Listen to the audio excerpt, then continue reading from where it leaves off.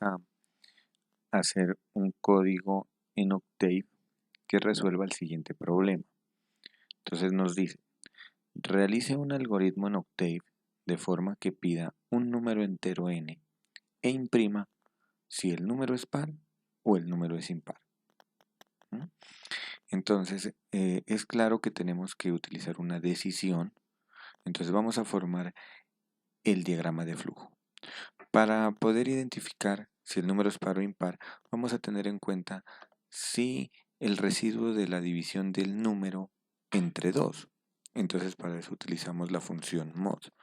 Entonces si por ejemplo tengo un número par y lo divido entre 2, su residuo nos debe dar 0.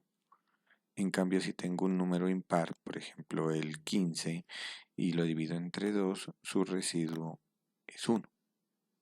Lo mismo si tendríamos un número negativo. Entonces nos da también 1.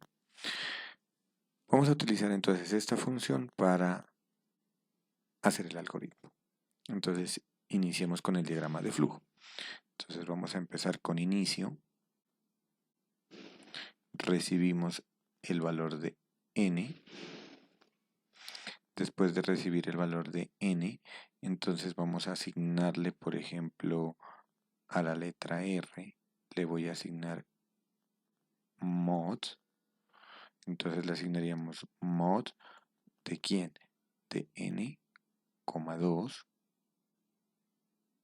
Y aquí vamos a tomar la decisión. Entonces la decisión va a ser, preguntamos, R es igual a 0.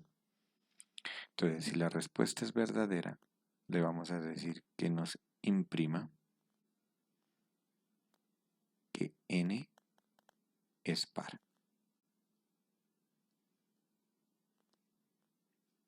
Y de aquí le vamos a decir finalice.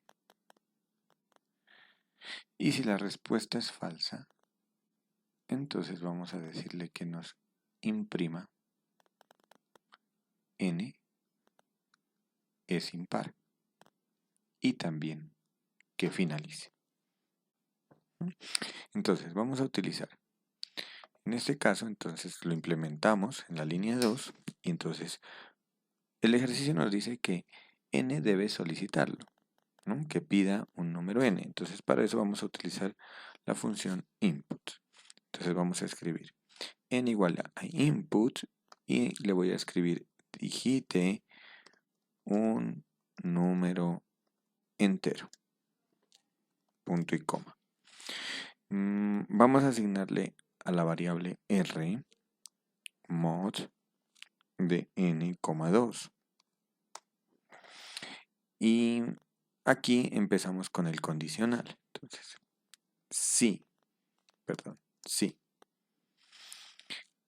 r es igual a 0, ¿qué va a hacer? Vamos a imprimir con fprint f. Y le vamos a escribir el número, y aquí voy a escribir el número, porcentaje integer. El número n sería en este caso es par. Entonces aquí vamos a imprimir n.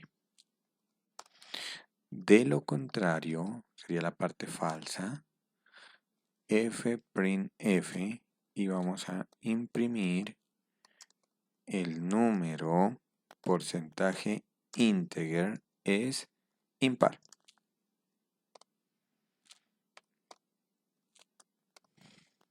¿Listo? Eso es todo. Y finaliza.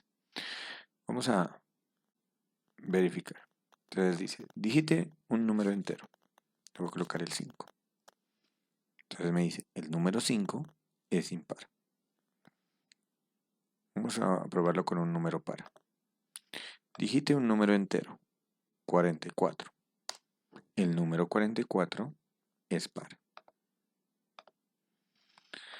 Siguiente.